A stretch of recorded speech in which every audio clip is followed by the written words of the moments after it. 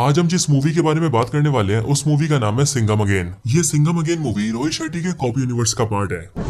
तो इस मूवी की स्टार्टिंग होती है कश्मीर से, जहाँ पर सबसे पहले हम बाजीराव सिंघम को देखते हैं। हमें पता लगता है कि सिंघम के बेहतरीन कामों की वजह से उसे पुलिस डिपार्टमेंट के अंदर एसएसपी बना दिया गया है, यानी कि सीनियर सुपरिटेंडेंट ऑफ पुलिस। और आज से 3 साल पहले सिंघम को मुंबई से कश्मीर में पोस्ट कर दिया गया है। इसीलिए बीते 3 सालों से सिंघम कश्मीर के अंदर काम कर रहा है। यहाँ पर हम ये जानते हैं कि सिंघम ने अपनी एक नई टीम बना रखी है, जिस टीम का नाम है एसओजी। और ये टीम बेसिकली एक स्पेशल पुलिस टीम है जो कि पूरे कश्मीर के अंदर टेररिज्म को काउंटर करती है और जितने भी टेररिस्ट आतंक मचा रहे हैं उन सबको पकड़ती है। हालांकि इन सब के बाद हम ये देखते हैं कि सिंघम अपनी टीम के कुछ मेंबर्स के साथ गाड़ी से जा रहा होता है, लेकिन उसी रास्ते पर उसके पीछे से एक बाइक वाला आता है और फिर उसी बाइक वाले के इशारे पर कई सारी गाड़ियां सिंघम की गाड़ी को घेर लेती है। एंड हमें पता लगता है कि उन सारी गाड़ियों के अंदर टेररिस्ट छुपे हुए हैं, जो कि सिंघम की गाड़ी को घेरने के बाद ही सीधा फायरिंग स्टार्ट कर देते हैं। लेकिन बाजीराव सिंघम हार नहीं मानता है एंड वो भी जल्दी से अपनी गाड़ी से गन निकालता है और फिर वो भी बारी बारी करके सारे टेररिस्टों को मार देता है। हालांकि इसी टाइम पर सिंघम की हेल्प के लिए और भी कई सारी पुलिस की गाड़ी आ जाती है। एंड इसीलिए जब वो बाइक वाला ये देख लेता है कि वो सिंघम को मारने में कामयाब नहीं हो पाया है, तभी वो अपनी बाइक से वहाँ से भागने लगता है। लेकिन ये देखकर सिंघम अपनी कार से उसका पीछा करता है और काफी दूर तक पीछा करने के बाद ही वो उस बाइक वाले को पकड़ लेता है। लेकिन जब सिंघम उस बाइक वाले का हेलमेट उतारता है तब वो ये देखता है कि वो आदमी असल में उमर हफीज है,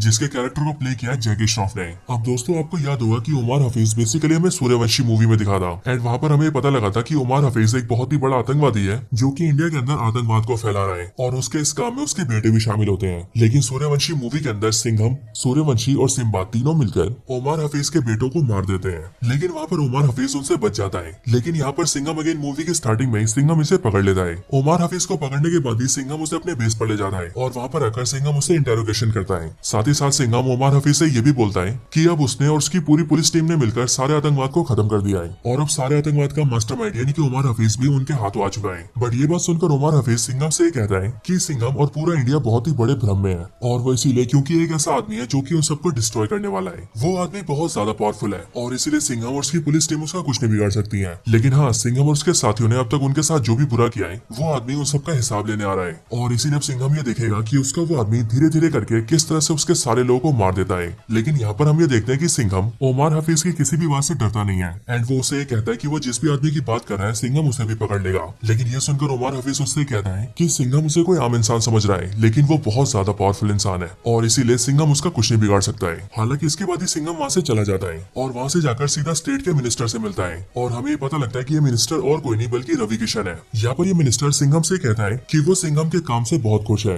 लेकिन इसके साथ ही वो ये भी देख रहा है कि उनके देश की जो इंटेलिजेंस है वो काफी हद तक फेल होती जा रही है और इसीलिए उन्होंने डिसाइड किया है कि अब वो एक नई टीम को फॉर्म करेंगे और उस टीम को लीड करेगा सिंघम। वो मिनिस्टर बता दे कि इस नई टीम के अंदर सारे मेंबर्स को सिंघम खुद ही अपॉइंट करेगा और सिंघम की इस नई टीम का नाम होगा शिवा। और सिर्फ ये नहीं बल्कि इसके साथ ही वो सिंघम को एक स्पेशल पावर भी देते हैं एंड वो सिंघम से कहते हैं कि अब पूरे देश की जो पुलिस फोर्स है उनमें से कोई भी अब तुम्हारे ऑर्डर्स को मना नहीं कर पाएगा, जिसका मतलब अब सिंघम पूरे इंडिया के किसी भी पुलिस वाले को ऑर्डर्स दे सकता है। अब इन सब के बाद ही हम सिंघम की फैमिली से मिलते हैं, जिसमें कि सिंघम की वाइफ अवनी होती है एंड उसका बेटा शौर्य होता है। हम ये जानते हैं कि सिंघम की जो वाइफ है यानी कि अवनी, वो मूवी के अंदर कल्चरल मिनिस्टर बन चुकी होती है एंड इसीलिए वो स्टेट के अंदर एक रामायण शो को होस्ट करती है और कई दिनों तक चलने वाले शो के अंदर वो रामायण की स्टोरी दिखाती है। हम ये देखते हैं कि सिंघम की वाइफ अवनी का रामायण शो काफी अच्छा चलता है। अब इसके बाद हम ये देखते हैं कि सिंघम और मिनिस्टर की फिर से मीटिंग होती है एंड यहाँ पर ये दोनों अपनी नई शिवा टीम के बारे में डिस्कस करते हैं। यहाँ पर मिनिस्टर सिंघम से कहता है कि उसकी शिवा टीम बहुत अच्छा काम कर रही है और अब क्योंकि सिंघम ही टीम को लीड कर रहा है इसीलिए कहीं भी कोई प्रॉब्लम्स नहीं आ रही है। लेकिन यहीं पर ही मिनिस्टर सिंघम से कहता है कि हमारे पूरे देश में कोई ड्रग कार्टेल चल रहा है जिसे अभी तक हम लोग पकड़ नहीं पाए हैं। बट इसके लिए सिंघम मिनिस्टर को ये बताता है कि असल में उसके टीम के कुछ मेंबर्स ने तमिलनाडु के अंदर उसी ड्रग कार्टेल के कुछ मेंबर्स को पकड़ा है जो कि बेसिकली ड्रग्स को सप्लाई करते हैं और इसीलिए अभी वो तमिलनाडु जा रहा है ताकि वो उनसे इंटेरोगेशन कर सके।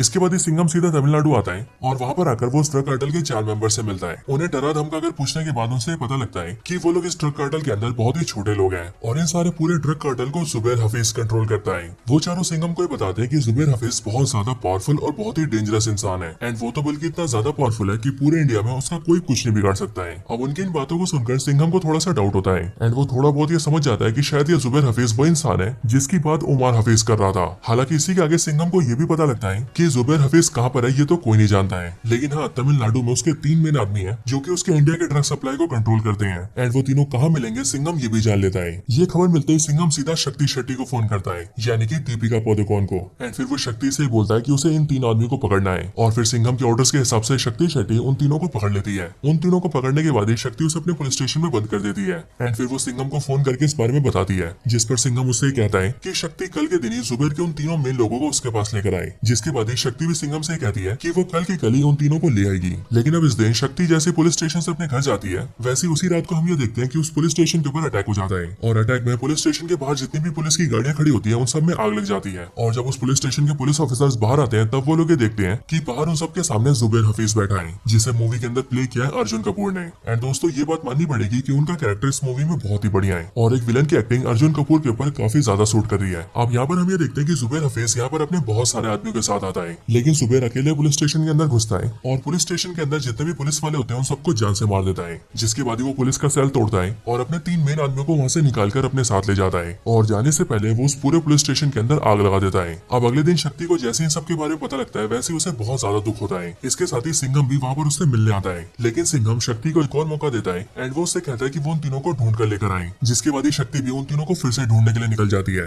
हालांकि इसकी दूसरी साइड हम सिंघम की वाइफ अवनी को देखते हैं। यहाँ पर हम ये देखते हैं कि अवनी का रामायण शो कुछ दिन तो अच्छा चलता है, लेकिन एक दिन शो में दिक्कत आ जाती है। और वो दिक्कत ये होती है कि बेसिकली उन्हें स्टेज पर जो भी फोटोज दिखानी होती है वो सारी फोटोज टीम से गलती से डिलीट हो जाती है। एंड वो सारी फोटोज होती है रामेश्वरम की, जो कि तमिलनाडु के अंदर है। और इसीलिए अब ये रामायण शो रुके ना, इसके लिए अवनी ये डिसाइड करती है कि वो भी जल्दी से रामेश्वरम जाएगी और वहाँ पर जाकर फिर से फोटोज को क्लिक करके उसे शो के लिए भेज देगी ताकि उनका रामायण शो रुके ना। इसके लिए अवनी अपने घर आकर सिंघम से बात करती है और वो सिंघम से कहती है कि वो रामेश्वरम जा रही है। एंड अवनी के साथ उसके एक असिस्टेंट भी होती है जिसका नाम होता है मृग्या। लेकिन यहाँ पर हम ये देखते हैं कि सिंघम दया को भी अवनी के साथ भेजता है और दया से ये कहता है कि वो अवनी की प्रोटेक्शन करेगा। अब इसके बाद ही अवनी अपनी असिस्टेंट मृग्या और दया के साथ सीधा रामेश्वरम पहुंचती है और वहाँ पहुंचकर अपने फोटोशूट का काम पूरा कर लेती है। लेकिन जब अवनी का काम पूरा हो जाता है तब उसी रात को हम ये देखते हैं कि अवनी की असिस्टेंट मृग्या वहाँ से दूर चली जाती है। एंड वो दूर आकर अवनी को फोन करके बोलती है कि असल में उसकी गाड़ी खराब हो गई है एंड इसलिए वो ये चाहती है कि दया उसकी हेल्प के लिए आ जाए। अब ये सुनकर अवनी भी दया को उसकी हेल्प के लिए भेज देती है। जिसके बाद हम ये देखते हैं कि अवनी अपनी जगह पर अकेली रह जाती है। लेकिन फिर उसके बाद ही अवनी के पास जुबैर आता है और वो अवनी को किडनैप करके ले जाता है। इधर दूसरी साइड जैसी दया को भी ये पता लगता है कि मृग्या झूठ बोल रही थी, वैसे वो भी ये समझ जाता है कि ये कोई ट्रैप है एंड इसीलिए हो ना हो अवनी की जान खतरे में है। और फिर इसके लिए दया भी जल्दी से अवनी को ढूंढता है एंड वो जुबैर की गाड़ी को ट्रैक कर लेता है। जिसके बाद ही वो जल्दी से जुबैर की गाड़ी को रोकता है और अवनी को गाड़ी से निकाल के वहाँ से भगा देता है। जिसके बाद अवनी पास के जंगल के अंदर घुस जाती है। लेकिन फिर इसके बाद ही दया का सामना जुबैर से होता है जो कि दया को बहुत ही ब्रूटली घायल कर देता है और इसीलिए दया भी उसी जगह पर अधमरा हो जाता है। लेकिन इतनी देर में अवनी जंगल के अंदर काफी अंदर आ जाती है,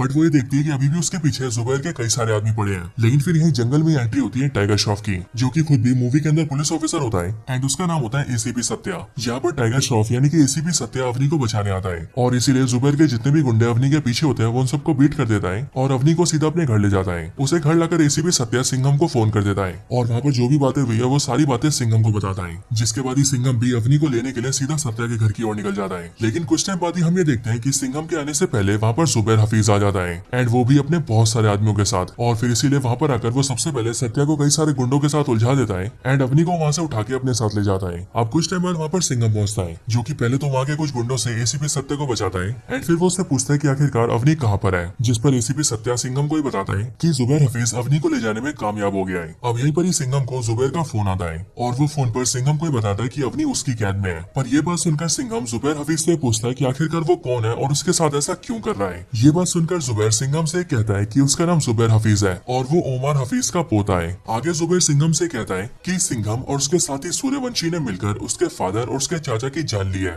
एंड सिंघम की वजह से आज उसका दादा ओमर हफीज जेल के अंदर है और इसीलिए सिंघम और सूर्यवंशी की वजह से उसकी फैमिली को जितनी भी प्रॉब्लम्स हुई है वो अब उनसे उन सारी चीजों का बदला लेगा। इसके साथ ही हमें यहीं पर यह भी पता लगता है कि सिंघम की वाइफ अवनी की जो असिस्टेंट होती है यानी कि मृग्या, वो भी असल में जुबैर की चाची होती है और इसीलिए वही जानबूझकर प्लान करके अवनी को तमिलनाडु लाती है ताकि यहाँ पर से जुबैर उसे किडनैप कर सके। यही फोन पर ही जुबैर सिंघम से ये भी बोलता है कि वो सिंघम की कहानी का रावण है जो कि अब उसे बर्बाद करने वाला है। बट ये सुनकर सिंघम जुबैर से बोलता है कि आखिरकार उसने उसकी वाइफ को किडनैप क्यों किया है और वो अब चाहता क्या है। ये बात सुनकर जुबैर हफीज सिंघम से कहता है कि वो सिंघम से और सूर्यवंशी से बदला लेना चाहता है और इसीलिए वो ये चाहता है कि सिंघम सबसे पहले उसके दादा उमर हफीज को जेल से आजाद करे और फिर वो उसके दादा और सूर्यवंशी को लेकर सीधा उसके पास आए, जिससे कि उसका दादा उमर हफीज भी उसके पास पहुंच जाए और वो सिंघम सिंघम और सूर्यवंशी को मारकर उनसे अपना बदला ले, और अगर सिंघम ऐसा नहीं करता है तो फिर वो उसकी वाइफ अवनी को जान से मार देगा। अब इसके बाद ही हम ये देखते हैं कि सिंघम अवनी को बचाने का प्लान बनाने लगता है, जिसमें कुछ दिन बीत जाते हैं। लेकिन फिर इसके बाद ही सिंघम को जुबेर का फिर से फोन आता है एंड वो उससे उसके दादा उमर को जल्दी से छुड़वाने के लिए कहता है और सूर्यवंशी को लेकर वहां पर आने के लिए कहता है। बट यहाँ पर सिंघम जुबेर से कहता है कि पहले वो ये देखना चाहता है कि उसकी वाइफ सही सलामत है, क्योंकि अगर उसकी वाइफ को कुछ भी हुआ होगा तो वो उसकी कोई बात नहीं मानेगा, और इसीलिए पहले वो अकेला आएगा और इस बात को चेक करेगा कि उसकी वाइफ बिल्कुल सही है। जुबेर जैसी ये बात सुनता है कि सिंघम वहाँ आना चाहता है, वैसे ही वो सिंघम को वहाँ पर आने से मना कर देता है एंड वो सिंघम से कहता है कि अगर सिंघम डायरेक्ट उसके पास आएगा तो जुबेर सिंघम को जान से मार देगा, और वैसे भी सिंघम को उसका काम करना है एंड इसीलिए वो ये चाहता है कि अगर सिंघम को किसी को भेजना ही है तो वो अपने चहीते सिम्बा को भेज सकता है। अब इसके बाद ही मूवी के अंदर सिम्बा की एंट्री होती है, यानी कि रणवीर सिंह की, जहाँ पर हम ये देखते हैं कि सिंघम सीधा सिम्बा से मिलता है एंड वहाँ पर उससे सारी बातें बताता है, जिसके बाद ही सिम्बा वहाँ पर जाने के लिए तैयार हो जाता है। हमें पता लगता है कि जुबेर इस टाइम पर श्रीलंका में है, और फिर इसके बाद ही सिम्बा सीधा फ्लाइट लेकर श्रीलंका जाता है, जहाँ एयरपोर्ट से बाहर आने के बाद ही हम ये देखते हैं कि जुबेर के कई सारे आदमी सिम्बा को पकड़ते हैं एंड उसे गाड़ी में डालकर ले जाते हैं। वो लोग उसे सीधा जुबेर के अड्डे पर लाते हैं, जहाँ पर सिम्बा अवनी से मिलता है एंड वो ये देखता है कि अवनी बिल्कुल सही सलामत है।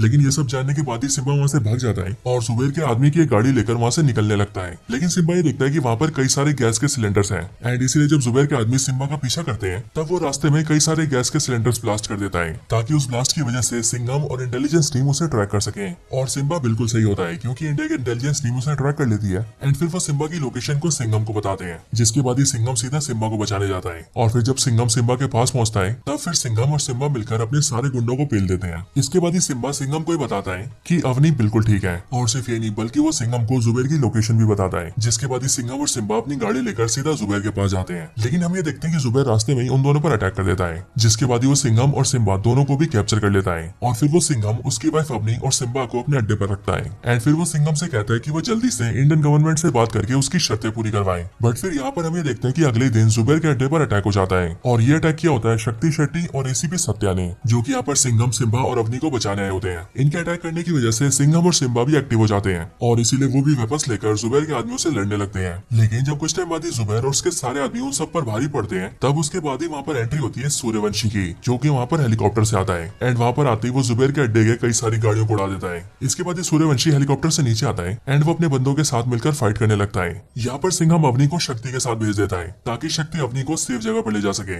एंड उनके जाने के बाद ही हम ये देखते हैं कि सिंघम, सिम्बा, सूर्यवंशी और एसीपी सत्या चारों टीम फॉर्म करते हैं और एक साथ मिलकर जुबेर के सारे आदमियों को फायरिंग करके मारते हैं। अब इन सब के बाद जुबेर को रियलाइज होता है कि शायद से वो हारने वाला है, और फिर इसीलिए वो एक गाड़ी लेता है और वहाँ से भाग जाता है। लेकिन सिंघम जैसे ही देखता है कि जुबेर वहाँ से भाग रहा है, वैसे वो भी जल्दी से अपनी गाड़ी से उसका पीछा करता है, और फिर उसके बाद सिंघम जुबेर को पकड़ता है और उसे पकड़ के उससे फाइट करता है, और एट द एंड जुबेर को मार देता है। और वो इस तरह से जुबेर हफीज की कहानी का दी एंड करता है। और फिर इसके बाद ही सिंघम, सिम्बा, सूर्यवंशी, एसीपी सत्या, शक्ति शेट्टी और सिंघम की वाइफ अवनी सारे एक साथ मिलते हैं, और फिर इनके एक साथ मिलने के बाद ही ये मूवी एंड हो जाती है। अब दोस्तों मूवी के एंड होने के बाद ही मूवी में एक पोस्ट क्रेडिट सीन आता है, और इस पोस्ट क्रेडिट सीन के अंदर हम ये देखते हैं कि सिंघम अपने ऑफिस के अंदर बैठा होता है, लेकिन फिर वहीं पर ही एंट्री होती है सलमान खान के चुलबुल पांडे की, यानी कि दबंग की। और यहाँ पर चुलबुल पांडे की एंट्री के साथ ही हमें बता दिया जाता है कि रोहित शेट्टी के कॉप यूनिवर्स के अंदर दबंग को भी जोड़ दिया गया है।